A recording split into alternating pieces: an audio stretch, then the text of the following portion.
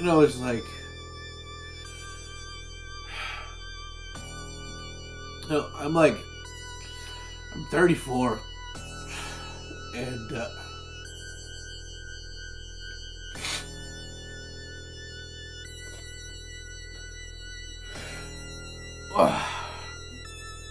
is the thing that sucks about getting older. Is that the older you get, the more people you lose. And I haven't talked to Moses in a couple years, but one of the first messages that we sent back and forth to each other was like, "Oh, you're learning Japanese. I'm learning Japanese too." And then over the years, it would be like, "Well, how?" Just know that we would go back and forth on occasion, not that often. I mean, we weren't super good friends, but we knew of each other. We would talk to each other on occasion, but I don't know. I still remember that stupid fucking hat. You gotta remember, guys, that our time here is short, and we gotta stop making excuses. We gotta do what we gotta do for the short time that we have it. I don't have many regrets in life, but I do regret that we've known each other for so long and I hadn't reached out in a while. A lot of people live with this kind of tension in their lives, and it becomes obvious in the moments following after the death of a loved one, or when you receive the shocking, unexpected news that somebody you knew on YouTube has died, some old colleague or some old friend. But a lot of people live with this tension all the time, and they don't think about what the alternative would be, what the opposite way of living would be, what that would really entail in terms of your personal commitment, right? What would it mean to not have and to never have this regret in life that you didn't stay in touch with people, right? To never be in this position of looking back and saying, wow, I wish I'd made the effort. I wish I'd built on that friendship more. I wish I hadn't maybe lost touch with that person after I made the effort to really be friends with that person, okay? And if you think it through, taking that alternate path or taking that kind of commitment to its opposite extreme entails a very different sort of tragedy, although it certainly would mean that you'd never have this kind of regret in your life. Think seriously about why people don't stay in touch with one another. I would say the number one reason nobody wants to face up to, nobody wants to talk about, is shame. Most people are not proud of what they've done with their lives. They're not proud of what they're doing right now. And when they become most keenly aware of their sense of shame is when they speak to friends, acquaintances, and family members.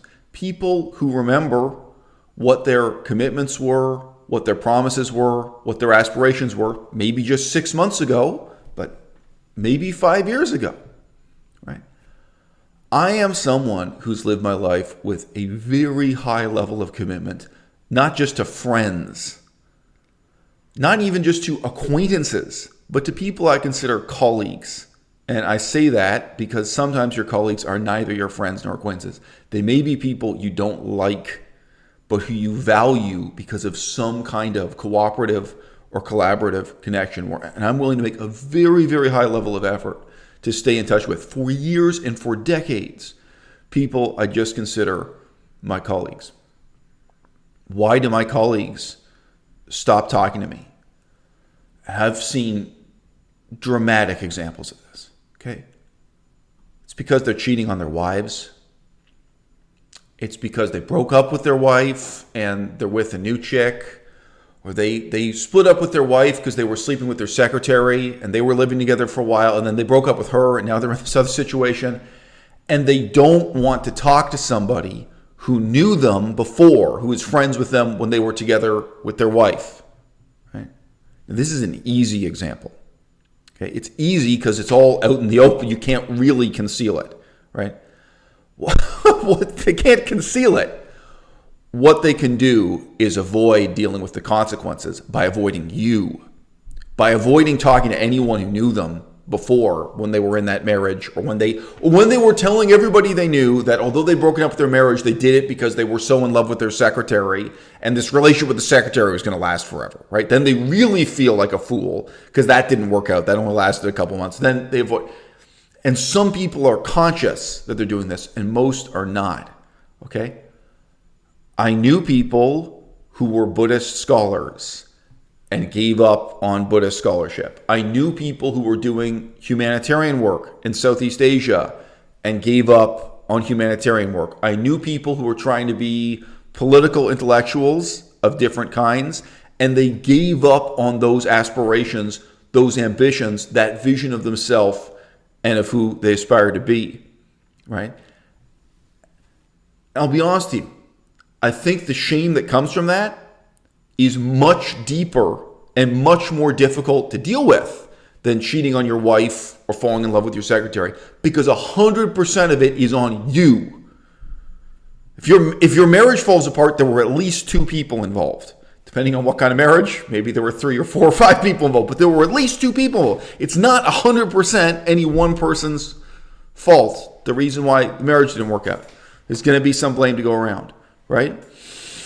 When you made connections, when you gathered people around you, whether those were bonds of friendship, or it was more like someone who was a colleague, or more like someone who was, just an acquaintance over the internet, knowing them, staying in touch with them, when your sense of ambition and purpose has shifted, or your sense of ambition and purpose has crumbled, okay? It's a reminder of what it was you aspired to do before, what kind of person you aspired to be. And then just answering an email from them, just talking to them on Skype, just staying in touch by Facebook message. It's the most painful, the most shameful thing in the world.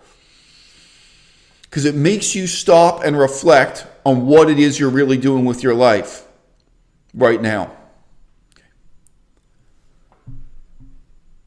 It's easy to say, oh, I wish I'd stayed in touch with them. I wish I'd still shared my life with them. I wish it were there. Really examine why you don't. Why you don't stay in touch with the same people from one phase or one period of your life to the next. And stop and reflect on the other side, because it takes 2 to tango. There's somebody else there.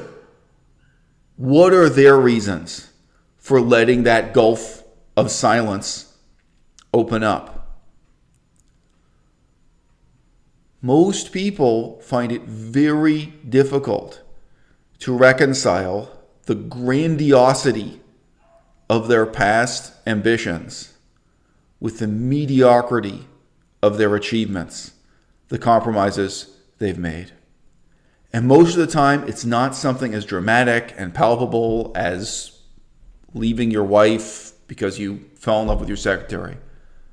For a lot of people, it's just alcohol, marijuana, video games, a job that pays the bills, that doesn't exhaust you, doesn't take up 24 hours of the day, right? But that can become a pretext for giving up on all of your own ambitions. You never write that novel you said you wanted to write. You never do that research. You never record that album as a musician. Whatever. You give up making YouTube videos, whatever it is, right? A lot of people sell out and they can't point to anything they bought. They can't point to anything they really got in return. They lose that sense of motivation and purpose. That may be, for many of you in the audience, why you're not in touch with people you knew in the past. And seen or unseen, that may be a reason why many of them are not in touch with you. My slang is editorial, explicit material, briefcase show, live and stereo flow, feel me.